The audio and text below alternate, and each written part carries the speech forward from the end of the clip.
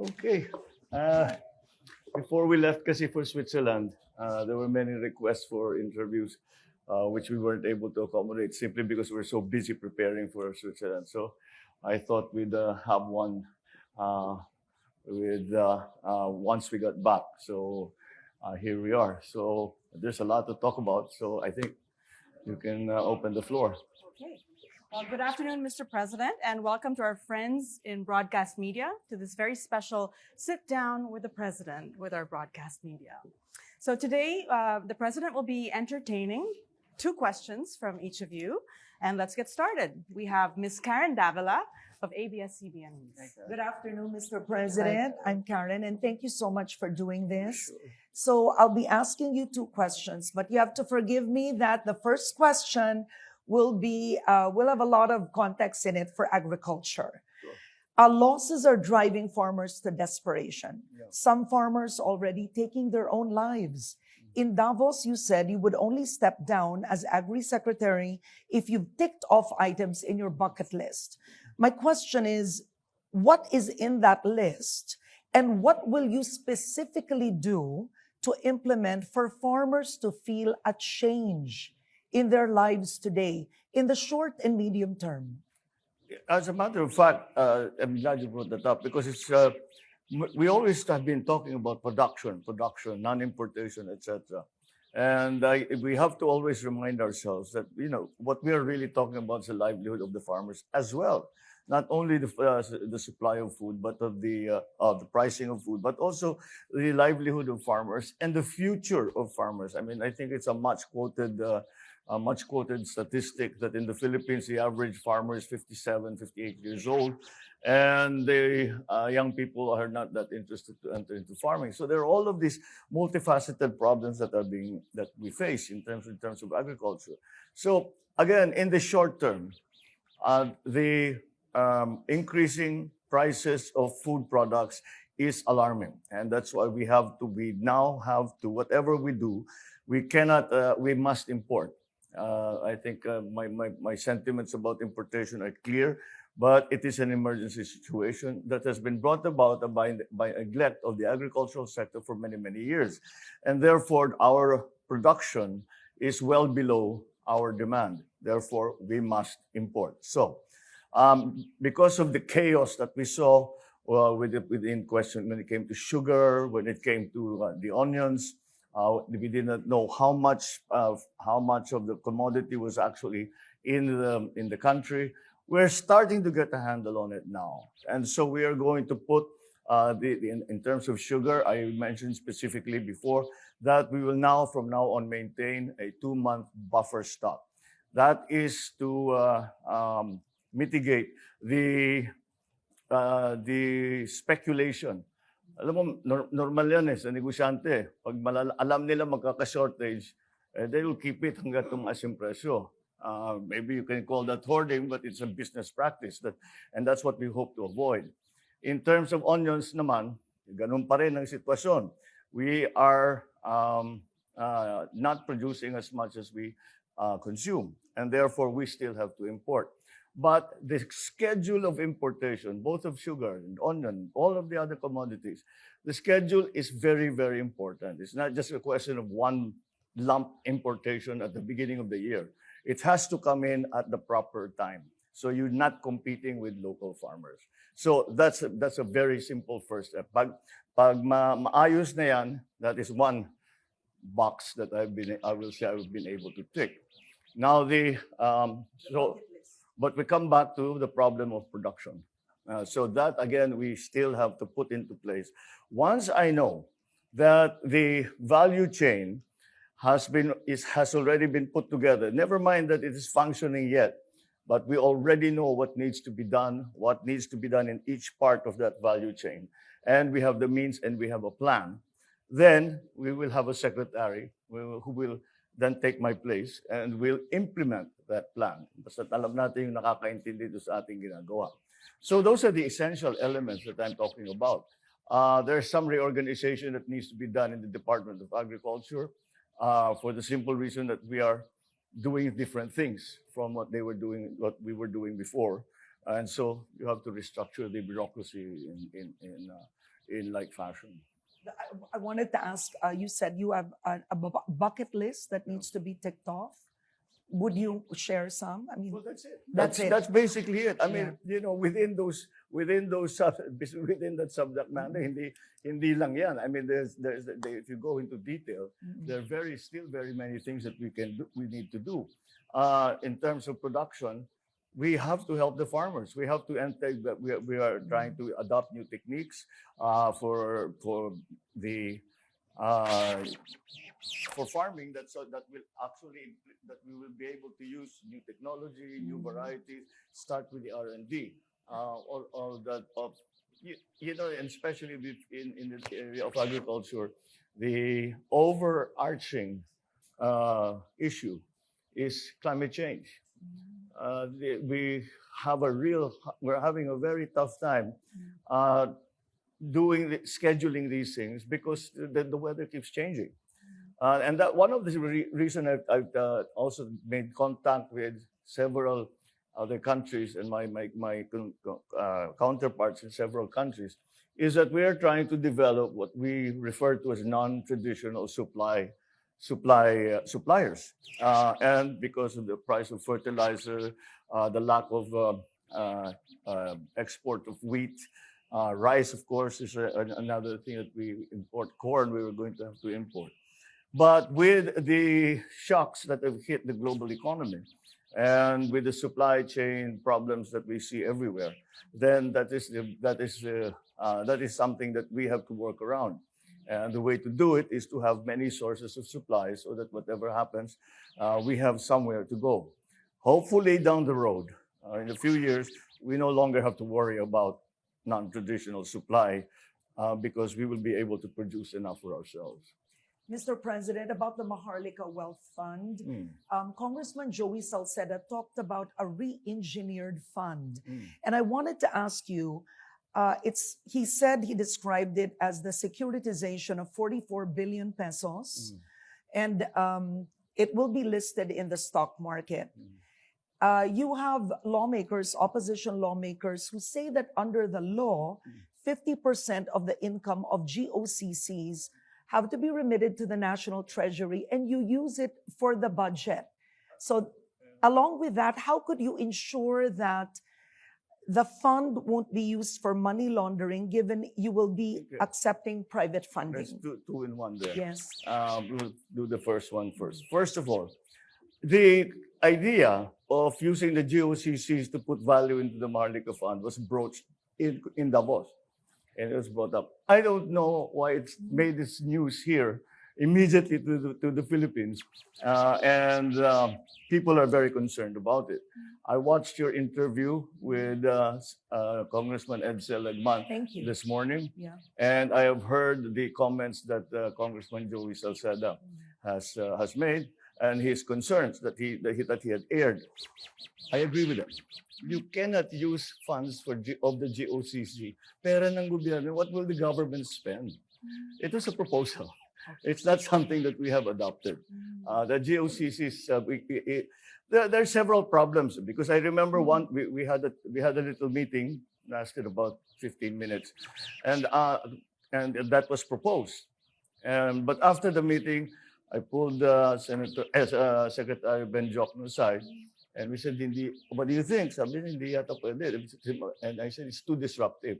Think, every single GOCC has its own charter. How will you will then revise all of those charters to align with the Maharlika Fund? That's not the purpose of the GOCC, number one. Number two, this is a lot of income that goes to the national government that will suddenly disappear. So that will be it will not disappear. It will go into the Maharlika Fund and cannot be used for the budget of the national government. And we have many things that we would like to appropriate in the coming years, and we will need those funds. So I don't think that's a viable proposition, at least not for us. I've seen, I know that there are other sovereign wealth funds that did it that way, but it's parang hindi bagay sa atin yun. Kaya we are a little lukewarm about that idea. The worry about the fund being used as a money laundering device implies that private monies will be put into the fund. But yes, private monies will be involved with the fund, but it's not a savings account that you just put it there and it stays there. No, what will happen is the Maharlika Fund will serve as the seed fund for the sovereign wealth fund, and the 40 billion, 30 billion, 40 billion, whatever it may come to at that point, is going to serve as a seed money for the fund. Now, whenever we come into partnership, we do a G2G with Japan, for example, or we do a PPP with some big outfit, then that is only the time that the monies come into the fund to be used for the program. Hindi yun basta, o sige, bigyan niyo ako ng ilang billion dolyar, tapos lalagay lang yun, akong bahala na dyan. It's not like that at all. And in fact, even on our end, we will only deploy funds when there is a very specific project to be paid for. So money laundering just won't come into it. Okay, thank you very much, Ms. Karen Davila of Thank you, sir. ABS-CBN. Next, we have Ms. Cheryl Cosm of TV5. Good afternoon, Mr. President. I'm Cheryl Cosim representing TV5. And sama ko na rin po yung 1PH and 1 News. So, ibig sabihin ba nun, 6 questions pwede? I'm just... Galing negotiator. Okay, my first question concerns the positions in your administration. First, just a little over a month ago, you granted former PMS Chief Naida Angping's leave after she asked for personal time for herself and her family. What made you appoint her as ambassador to France, considering she never held any diplomatic post before this? And who will replace her? Well, I need to use this? Very Sir, good. Okay, since- okay. well, the situation with then Secretary Naida Angpin was that it was a personal decision on her part. She had some personal issues that she had to work through. And she said, I cannot do my work while I'm having to go through this. And that's why I need to go and think about it. And she came back and she said, maybe I can just find something that will not, that I will be able to handle. And I said, what do you think? And she said, if you could appoint me to a diplomatic position. She has not held formally a diplomatic position, but she has been working with the Foreign Service for years and years and years. Tao yan ng Uncle Kokoy ko. And she worked in the American Embassy, the Philippine Embassy in the United States. She worked in China. She worked in all of the areas that we were slowly opening up. So sanay siya sa trabaho yan. And she has said that she had for years now been working on her Foreign Service exam.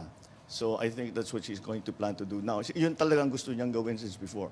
So now we'll formalize her wishes. So, but again, the reasons for it are personal. So I don't think it's my place to talk about that. It is her choice. Okay. Like what I've said, positions in your administration. Isa pa lang, sir. Pero eto na, kasi pahabol doon sa first. Okay. About Erwin Tulfo, it was reported that you're gonna appoint him as one of your presidential advisors. If so, on what? No, that's really not been part of the plan for Erwin. No, we had other plans for him. Not as a presidential advisor. But he would still be part of your administration. I hope so. I hope so. Because whatever we say, difficulties that he faced with the Committee on Appointments and the CA, the time that he was running the DSWD, he did a very good job. So we can't lose that kind of asset. So we'll find something that he can do, so we can take advantage of his good instincts when it comes to social service. Mr. President, still another position in your administration. May mga comments po ang mga senador na mag-appoint na po kayo ng secretary po sa DA and other groups para daw po mas matutukan ang ahensya. Your comment on that? For me, there really are things that I can do that if there was a secretary and he or she did it, hindi magagawa pero matagal, madaming diskusyon, and you'll have to come up. Well, the president, they cannot say no to. And pag hindi nila ginawa yung utos ko, pwede kong sitahin. Yung secretary, pwede, alam mo na, you know, it can still be may pakiusap pa. And so that's what I bring to the position.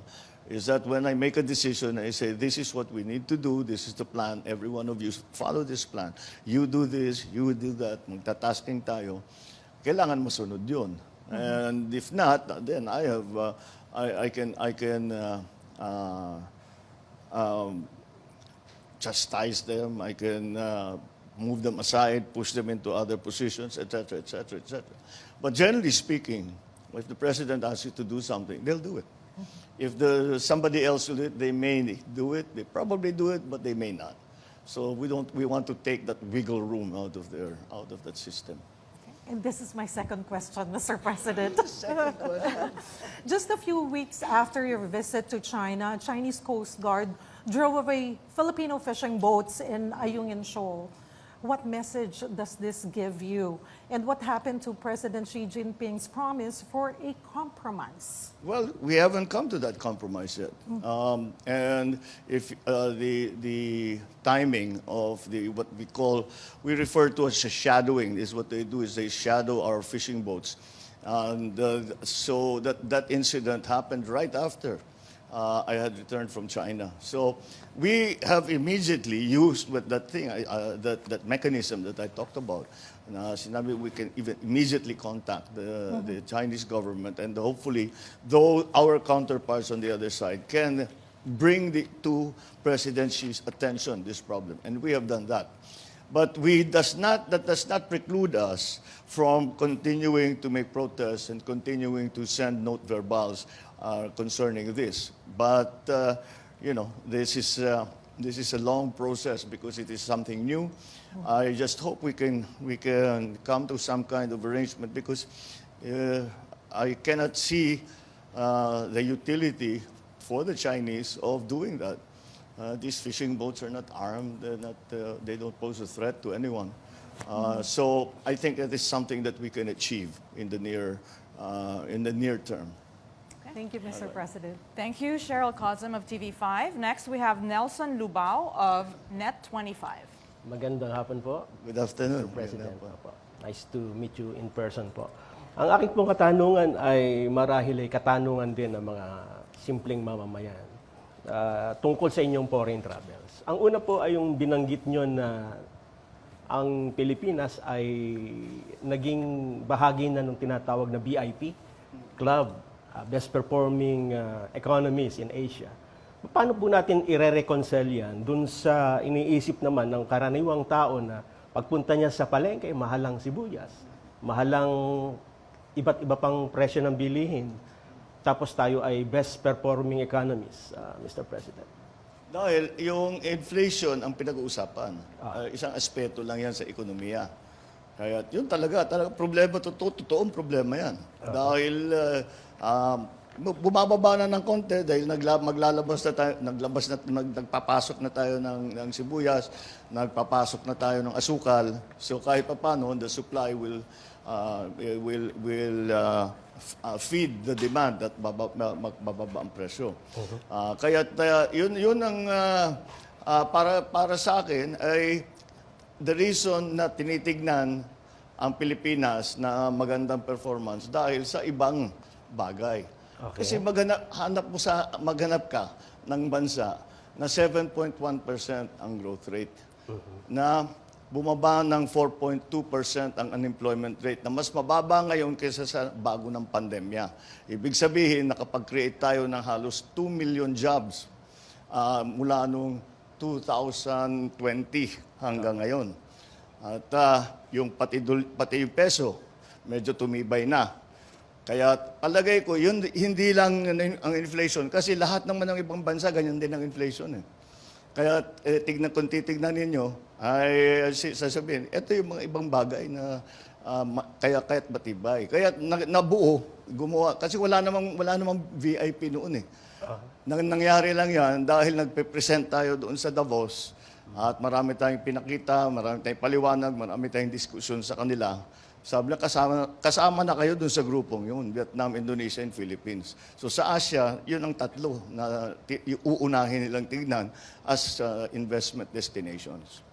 Pero ito pong performance natin sa ekonomiya ay siguro in the following months or days mararamdaman din ng karaniwang mamamayan. Siyempre, hindi naman kasi basta magpasok ako ng ilang tonelada ng sibuyas, bukas bababa na yung presyo. It has to go, dadaan pa sa sistema yan. It takes a little while.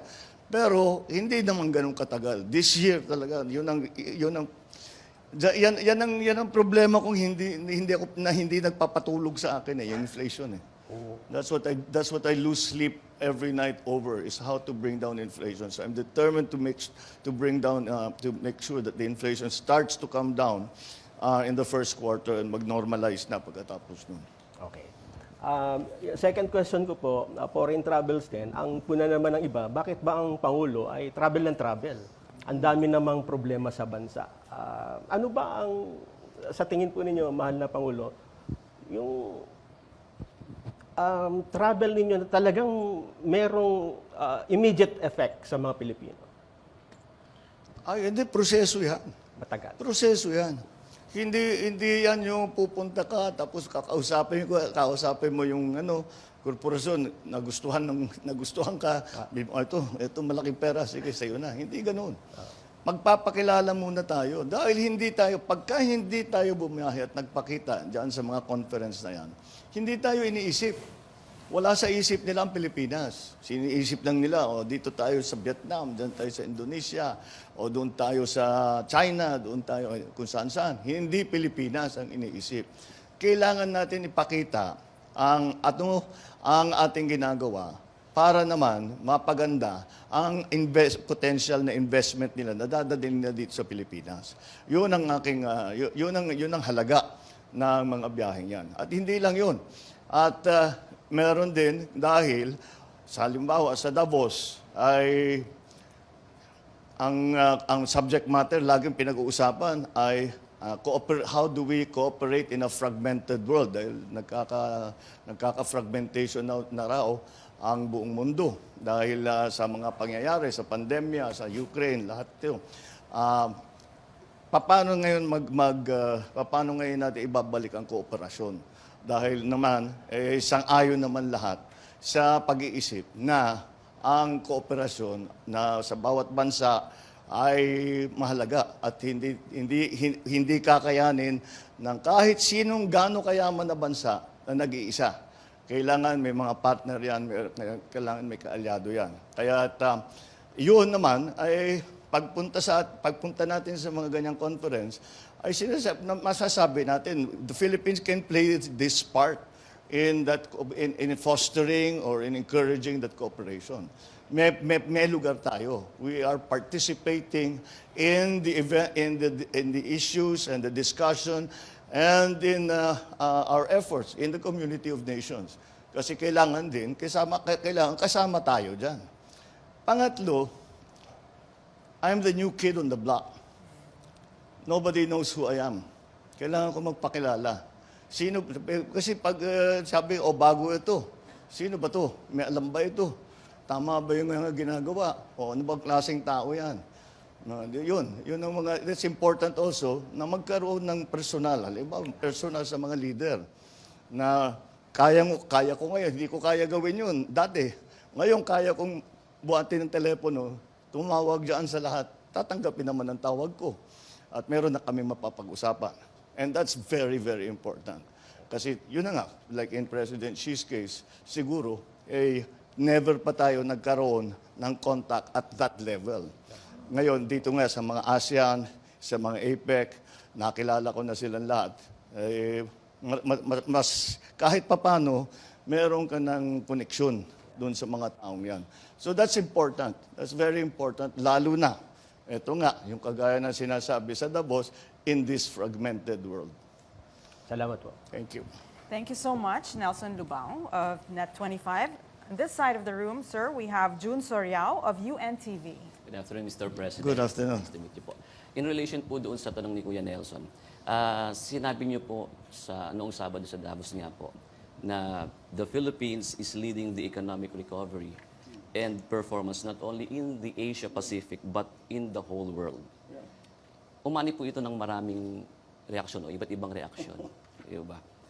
Saan po nakuha po yung datos para patunayan po yung pahayag na yan? Yung nabanggit ko, napakasimple. Pagka binabati tayo, anong lagi may sinasabi sa akin pagka may nakakausap ako? Pag yung IMF, kasi kinocongratulate tayo, congratulations on your 7.1 growth rate. Si Widodo, ganun din. Congratulations on your 7.1 growth rate. It's the growth rate.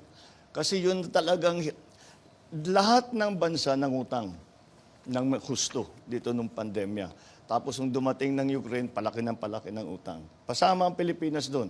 Hindi kasing lala ang sitwasyon natin sa mga ibang bansa na karatig bansa natin. Ngunit mataas pa rin ang debt to GDP ratio kung tawagin. Kaya ang hihila lang, ang tutulong talaga sa atin na pagandahin ang debt to GDP ratio is growth. Yun lang talaga. Kaya yun ang tinitignan ng lahat. Dahil nung nagpa-pandemya noong 2020 hanggang 2022, kaduluduluhan ng 2022, ay talaga ang nangyari, namatay ang economic activity. Kaya yung mabilis magpabuhay ulit ng economic activity, makakalamang. Tayo, mabilis ang growth rate natin. Kaya nakikita, sinasabi na ito talaga, kaya nga nagkaroon nga ng VIP, nasama tayo doon. Kung hindi ako napunta sa Davos, BI lang yan. Ngayon, VIP na. Second question, in relation pa rin po dun sa tanong ni Kuya Nelson, kakambal na po ng pangangako ng investment ng iba't ibang sa pagpunta ng mga dati ng presidente, nakarang presidente ng bansa, yung pangako nga po ng investment. Ano po? Yung iba po, pangako lang. Yung iba talagang hindi talaga natupad po. Katulad na lamang po ng investment na ipinako ng China noong nakarang administrasyon. Sa inyo po, paano niyo po masasabi na matagumpay yung mga ipinangako sa inyo ng iba't ibang mga leader ng bansa pagpatungkol po sa investment? Nasa sa atin yun. Nasa sa atin yun. Kaya yung mga biyahe, nabanggit mo na rin, yung mga biyahe, medyo babawasan na namin for the rest of the year. Ang dahilan ay kailangan namin balikan lahat itong mga nasimulan sa ASEAN, sa APEC, sa China, pati yung pagpunta sa EU, sa Brussels, tapos itong biyahe dito sa Davos. Ay kailangan namin i-detalye yung aming pinag-usapan. Sino ba dito, tungkol dito, sino bang kinausap natin? Ano bang naging usapan natin? Dito sa lahat ng project na sinasabi, ano ba i-prioritize natin diyan? Kailangan na namin gawin yun. Hindi pa namin nagagawa dahil busy kami nga ng biyahe. Pero at least meron kaming naiuwi. Ngayon, kailangan na natin i-consolidate, kailangan na natin i-follow up, kukulitin na natin yung mga kausap natin, yung pinag-usapan natin, ituloy na natin ang usapan. Nasa sa atin talaga yon. Kung pababayaan natin yan, marami na tayong nakita. Nagpumirma ng katakot-takot ng MOU, wala naman nangyari. Kaya yung MOU para sa akin, maganda yan, okay yan, pero simula pa lang yan. Hindi pa yan project. Simula pa lang yan. Simula pa ng usapan para magkaroon ng project. Kaya marami pang gagawin. Kaya yung sinasabi ko kanina, proseso ito. Hindi ito yung basta't biglang mangyayari na yun na nga, may isang biyahe, uuwi ka, ang dami mong dalang investment. Hindi ganun. Kailangan dahan-dahan titignan pag-uusapan. And it's also, to put, etong mga biyaheng ganito ay kung pagmamasdan ninyo yung mga meeting namin, yung tawag namin round table meeting sa mga negosyante, magkikwento kami, sasabihin ng Pilipinas, ganitong ginagawa namin, binago namin yun, meron kaming create law, maganda na mag-PPP, etc., etc. Okay. Lahat yan ay pinag-usapan. Pero ang ending lagi, sa palagay ninyo, ano pang kailangan namin gawin para mag-invest kayo dun sa amin? So it's interactive. Hindi lang kami nagsasalita doon, nagle-lecture doon. Nakikinig din kami sa kanila. Doon sa inyo, ano na bang nangyayari? may potential ba dyan o anong mangyayari dyan? Huwag kayong titingin dyan, dito, ganun ang interaction doon para mabigyan din tayo ng bagong kaalaman tungkol sa takbo ng ekonomiya. Halimbawa, kausap mo, yung katabi ko sa Davos, was the Moynihan, the head of the Bank of America. O, tinatanong ko, anong outlook ng Bank of America sa mundo? Ano yung tingin ninyo? Anong areas ang magiging masigla? Ano yung medyo may iwanan? So, marami kang natutunan. Anong plano ng Bank of America? Saan kayo mag-i-invest? That's the only way. Kung hindi, at nangyari yun, nakausap ko ang head ng WTO, head ng IMF, ang head ng World Bank. Tungkol nga dyan, ina-analyze ko. Ano ba talagang nangyayari dyan? Ano sa palagay ninyo ang mangyayari? Saan tayo pwedeng umasa? Saan yung medyo mahina ang pagbago? So it's a whole process, but they learn about us, but we certainly also learn about them. So that's also very important. Thank you very much po. Thank you. Thank you, June Soriao of UNTV. Next, we have Mela Lesmoras of PTV4.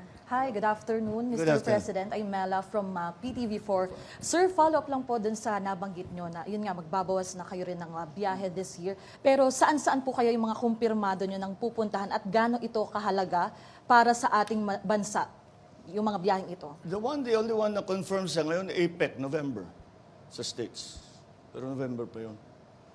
Hindi kasi ang dapat naman talaga ang Philippine President kailangan pumunta sa lahat ng APEC.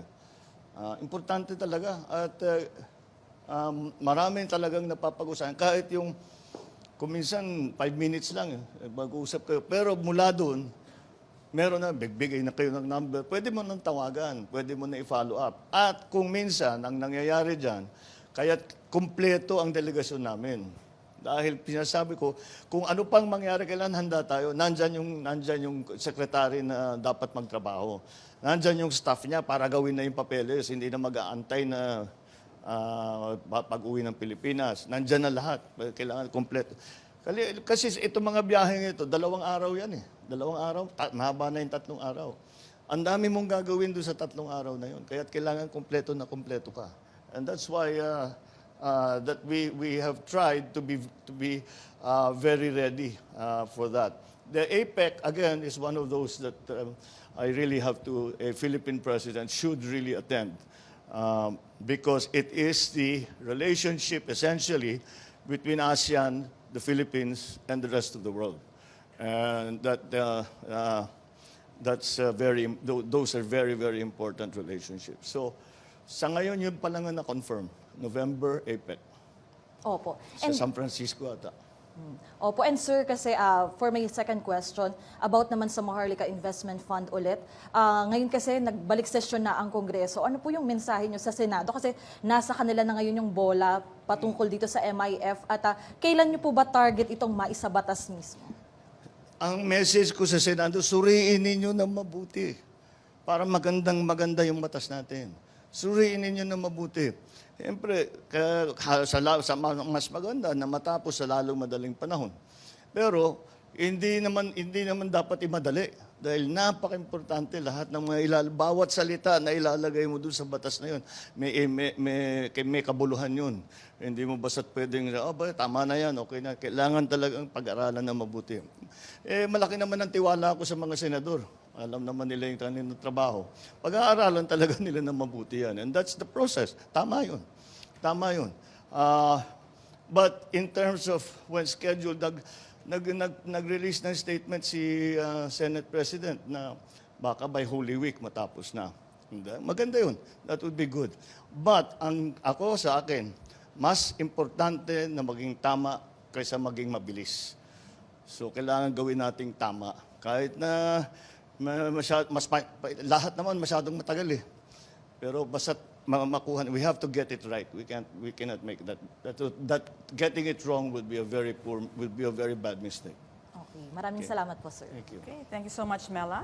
And we have Rico Hizon of CNN Philippines. Hello, Mr. President. Hi, Rico. Rico Hizon, CNN Philippines. Tinanong niya yata lahat ng mga tanong na gusto kong tanungin ng aking mga fellow anchors. I'm sure na maiisip ka.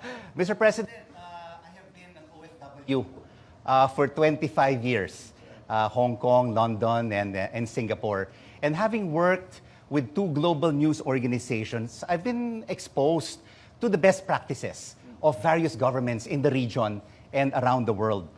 Good governance, transparency, and accountability. The Filipino people really want to know, from your 8 overseas trips in the last 7 months, how much have you spent per trip? Indonesia, Singapore, when you went to Europe, to China, and here in Davos, and the number of people in your official and unofficial entourage list. Para lang klaro po sa ating mamamayang Pilipino. Well, I don't have the figures. I'm sure their figures are somewhere. But Pero will it eventually be revealed, Mr. President, well, for the Filipino I think people? once we've calculated everything, because this last trip, of course, was just we just finished during the weekend, and we came back on Saturday. So on terms of the cost, the way I see it, you have to look at it as ROI. Do we bring something back or do we not? If you say, I don't know, as I said, I don't know the exact figures of the costs and everything. But for example, we came back from China with pledges of 22 billion. Let's say we get actual out of that 1 billion. Bawing-bawi lahat ng 8 trips. Finished. That's the idea. And we did not only go to China. We went to Davos. We went to the EU. We went to ASEAN. We went to APEC. So in each of those, many pledges were signed. And as I said, it is up to us. Now, the measure of success will be, the cost benefit, very simple. How much effort did you put into it? It's not just the money. It's the time that you put into it. It's the time and the effort that goes into it is really, that's what I was trying to explain earlier. The reason that we have everyone on the delegation, actually the official delegation is just myself and the cabinet ministers. Then they have staff. So the rest are security. And the others that have been accompanying me are actually private sector. They don't actually fly with me. They go there on their own. Although they are included in our meetings, and they have their own meetings on the sidelines as well. So again, the way I approach it is ROI. How much did you spend? How much did you get? And again, as I'm saying, if we get just one of the MOUs, isa lang. Napakahina naman natin if isa lang ang makuha natin. Hindi namin ginagawa trabaho namin kung yun lang isa lang makuha natin. But sabihin na lang natin, isa lang ang makuha natin. Bawi na lahat ng trip ko. Pero Mr. President, sinasabi rin ng mga kritiko that no matter how the government tries to invite investors to the country, but if there's a lack of transparency, accountability, the country does not really invite confidence. I fully agree. So we will have transparency. Ililista ba ninyo yung gastos, Mr. President? So there will be accountability and transparency in everything that we do. That's the axiomatic. Who's going to argue with that? That is one that, but it has not been an issue that the private businesses bring up. They bring up ease of doing business. They bring up the cost of energy. They bring up the problems of legislative guarantees. Ang legislative, lalo na sa PPPs, legislative guarantees, ibig sabihin na sa gitna ng project nila, papalitan yung batas, hindi nakikita yung project nila, pero pilit pa rin silang tapusin. Yun, yung mga nangyayari daw. Yan ang mga yan ang rinireklamo nila sa Pilipinas. So the critics will have their say.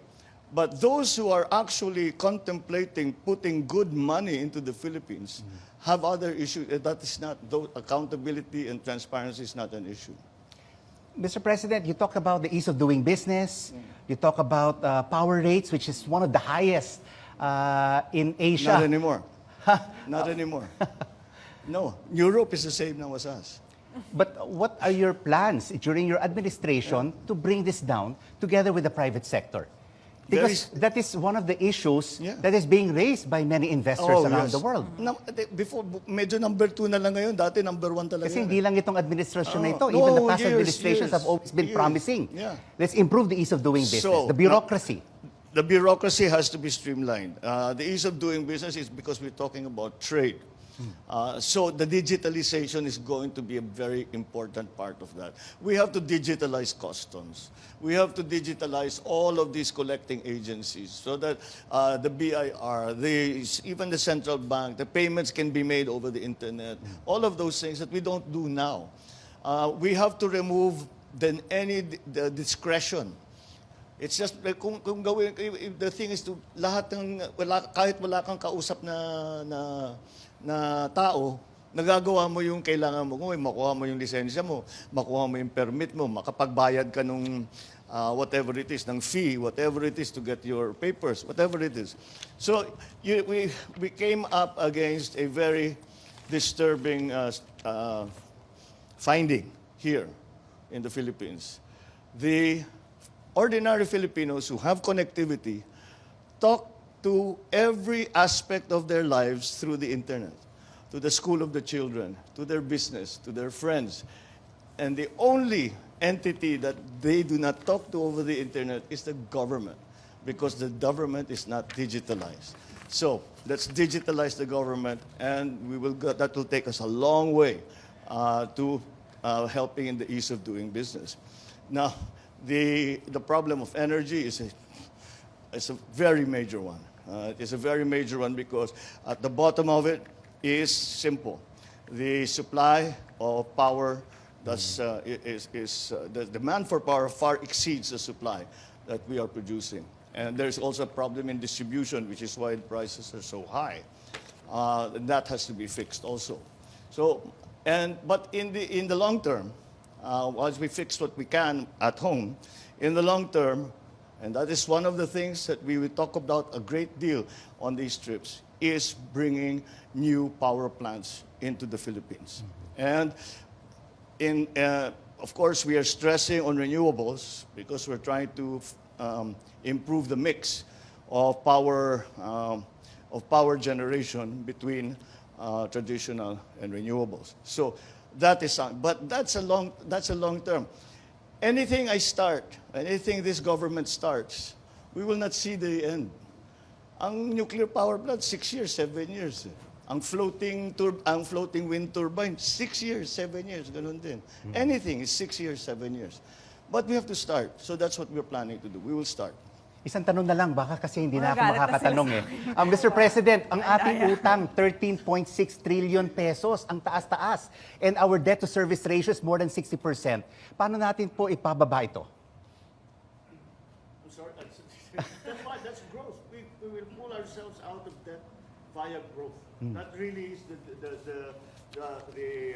the guiding principle to the economic plan. And through investments and the pledges that you will be focusing on. Well, yes, make them real so Yeah. that growth continues to pull us out and then provide new jobs. Now we're very proud that we're at 4.2% unemployment rate, which is like, you cannot have a recession if your employment rate's that low.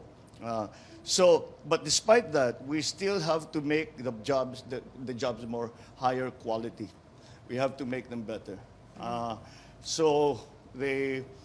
These green jobs, which is what we're talking about, and even the new technologies that are going to be used for our OFWs, all of these things, the upskilling, the reskilling, that's all we talk about. That's all, because those are the things that we need to do.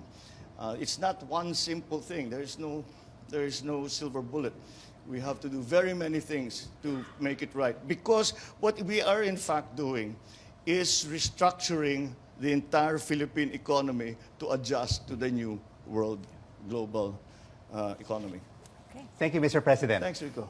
Thank you, Rico, for the many questions. Let's move. Okay, let's move on to Sas Rogando Sasot of SMNI. Good afternoon, Mr. President. afternoon. Sas of SMNI News Channel. My first question is related to privatization. Earlier this month, Department of Transportation Secretary Jaime Bautista revealed that you have plans to privatize the operations of NAIA. And as we all know, privatizing government assets has been a very contentious issue in our country. For example, the predecessor of your father, former President Corazon Aquino, has been lambasted for privatizing a lot of government assets. We have no plans to privatize anything. Okay. There's no plan to privatize anything. We rather we do the opposite. No, when Secretary J.B. Bautista was talking about that, I think maybe he misspoke or he was misinterpreted. But you cannot privatize an airport to begin with. They cannot own the airport. No, a private firm cannot own the airport. At best, kasi na nga nagkakaproblema tayo dito sa airport. At again, in New York, meron kaming nakilala, the group that runs Gatwick Airport, they run London Airport, they run several big airports, that we're asking them, what can they do? Can they come in and help us so that we can increase the traffic through the Manila Airport? And they said they could. And so they're coming, they were here last week and to look at the operations of the airport, and especially since we had that problem in New Year's Day and this recent outage with the UPS. So at most, we will have a management contract. Come in and manage the airport. And they say that without changing anything, without changing, without new equipment, without building a new runway, that they can increase the traffic from what is presently, they refer to as 35 movements per hour to up to 45 movements per hour without changing anything. So we want that. And those skills can only be had from this group. And well, no, there are several groups, but they can be had from the private sector group who have huge experience in running ports and running airports. Mr. President, my second question is about foreign policy. You have been very clear and emphatic since the start of your administration that you're going to continue the foreign policy doctrine of your predecessor, the friend to all, enemy to none foreign policy doctrine of non-alignment. My question is related to how further you're going to possibly refine or operationalize this doctrine. Does your administration see any opportunity in, for example, deepening engagement with the non-aligned movement, especially now that superpower rivalry, especially in our zone, might be intensifying sometime in the future? Well, that was very much in response to the Cold War and the slow dismantling of the organs of the Cold War, if that's what you want, that's how you want to put it, and that is why that non-aligned treaty was created between several nations who said that we no longer subscribe to the notion that we as a country must choose to side with one superpower or another, and that is precisely what we have undertaken. And that is exactly the position that I have taken in terms of foreign policy. Although this came up again in our discussions in the conference, is the question that was asked was very, very actually thought-provoking. Will geopolitics finally kill globalization? Because geopolitics is pulling people apart and all these aggruppations are being pulled apart. And the general conclusion is that countries realize that alliances are important, in fact, they're more than important, they're necessary. Nonetheless, these alliances do not mean that we are, again, within the sphere of influence of any great power.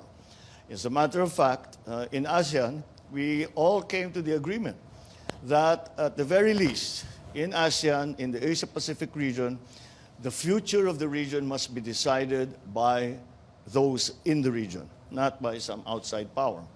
And so I think the idea, I do not know of the formal, I do not know of any formal meetings or conferences of the non-aligned nations. They used to have them. They don't have them very much anymore. I don't know about that, but we are very much in the spirit of that treaty. We are very much part of it in the sense that we continue to walk that very fine line between two great superpowers who are surrounding us, both physically and geopolitically. Thank you, Mr. President. Thank you, sir. Okay, thank you so much, Sas Reganda Sansot of SMNI. And last but not least, we have Ivan Mayrina of GMA7. Mr. President, good afternoon. I'm Ivan Mayrina. I represent GMA Integrated News. Before I proceed to my two questions, I'd like to ask a follow-up question from Cheryl's question earlier about the latest incident in Ayungin Shoal. Mr. President, how do you intend to resolve the seeming disconnect between what gets agreed upon at your level, at the top level, and what gets implemented out at sea? I know you said there is no compromise yet, but in the meantime, our fishermen are being prevented from engaging in their livelihood. Well, I think the actions that are needed are really from the Chinese side, and that is because we do not send Coast Guard boats into what we consider their waters or international waters. They stay within Philippine waters. And so that hopefully, as I said, the reason that it was important for me, let me clarify what we talked about with President Xi. And it was very simple. I said we have to raise the level of discourse between the Philippines and China. Now, we already have a bilateral group that's working on issues about the South China Sea. Now, my proposal is that we bring that bilateral group to a higher level. It's a sub-ministerial level ngayon. So let's bring it to a ministerial level. And I will ask my foreign secretary to be part of it. I will ask my ambassador to China to be part of it. And I guarantee you that if there is any decision that needs to be made, either of those gentlemen can pick up the telephone and talk to me. And within 5 minutes, we will have a decision. I hope that China can do the same. And that is what the President Xi was agreeable. And he said, why not? So he assigned his foreign minister to take care of the details. That's what we're working on now. Now, with the power structure in the People's Republic, I think that if the President Xi, puts out an order that we will not do that anymore, we will do something else, then I think it will be. I think the chain of command is fairly solid. That because again, we will be able to report any violations of whatever agreement we come to. Unang tanong ko pala. Kamakailan po naglabas ng video si First Lady Lisa tungkol sa, naglabas siya ng warning sa mga taong gumagamit daw ng kanyang pangalan para ma-appoint. Apparently, it had something to do with appointments at the AFP. At sinabi niya, pag ginawa niyo yan, sasabihin ko sa asawa ko, huwag kayong i-appoint. My question, Mr. President, is how involved is the First Lady in your decisions with regard to appointments and in your governance in general? Zero. She really has no input on that. The First Lady helps me in terms of the organization because she's actually very, very good at that. Organizing which office, how the workflow goes, where the documents go through. She's a well-trained lawyer, so she's very good at that. And but that's the extent of it. We don't talk policy together. I mean, she'll comment. She generally say that that looks good, that doesn't look good. I don't know why you're doing that. That's fine. What a great idea. But that's it. Do you consult her in difficult decisions? Not political, not political decision, legal. Oh yeah, legal. I will ask her. I will ask whenever there's a legal question. I'm not a lawyer, so I need an expert opinion. She's right next to me most of the time, so I can turn to her. I am very lucky, actually. I think I have the best legal representation of any president. I have a former Chief Justice as my executive secretary. I have JPE, who is working as a legal advisor to the president. And between all of these experts and legal luminaries, that's the only time that the discussion may include Lisa. But she doesn't come to the office and sit with us at all. If I have something to ask her, it's usually definitions. Define to me what is the legal definition of this? What is the legal definition of that? When they talk about this, what do they mean? What's the legal concept behind that? That's the kind of question, because she's a teacher. So that's the kind of question I ask her. Last question, sir. Okay. Madalas nyo rin pong isama si Congressman Sandro sa inyong mga biyahe at sa inyong mga engagements. The question is the congressman being groomed as the next Marcos president? Sandro? No. He's not being... We're not grooming him for anything. He's grooming himself. He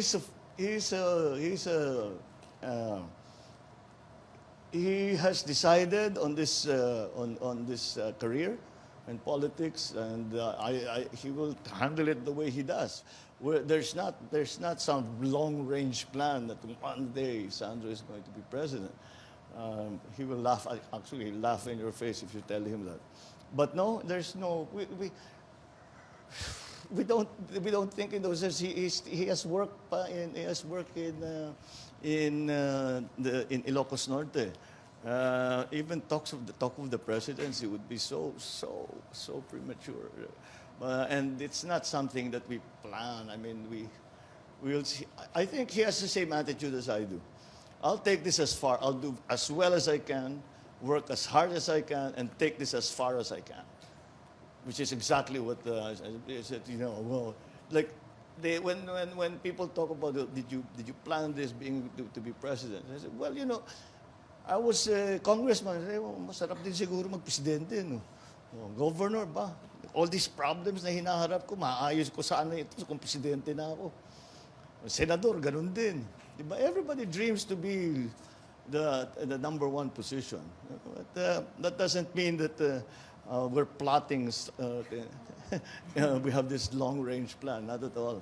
Not at all. He's too busy anyway. He has too much work anyway.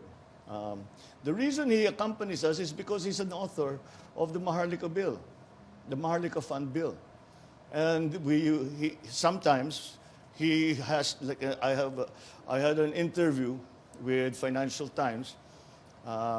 He took over when it came to the Maharlika Bill because I had somewhere else to go. So siyang nag-explain.